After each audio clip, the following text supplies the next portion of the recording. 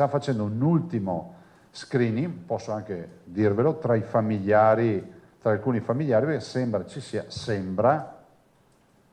ci sia forse un nucleo di cittadini che sono venuti dall'Australia che sarebbe bene testare, perché magari può essere che troviamo delle positività. Potrebbe essere arrivato dall'Australia il virus che ha provocato la positività di 8 ospiti e 2 operatori alla casa di riposo Bombozzolla di Farra di Soligo.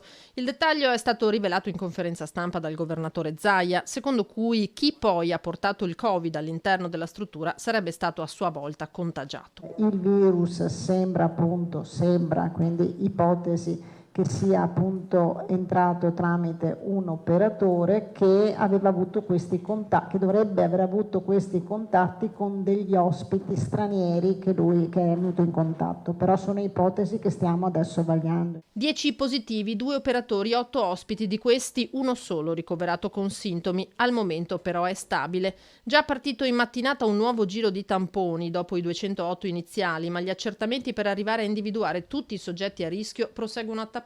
Sono stati chiamati i visitatori che sono stati nei 14 giorni precedenti, i fornitori e quindi altri 80 tamponi. Mi sembra l'esito è quello dei 6 positivi tra gli ospiti e 2 tra gli operatori. La situazione nella struttura, pur delicata, viene definita sotto controllo. Siamo riusciti a chiudere un reparto perché era tutto molto circoscritto in un reparto e quindi far sì insomma che tutto fosse molto limitato. Questo vuol dire che il piano di sanità pubblica funziona.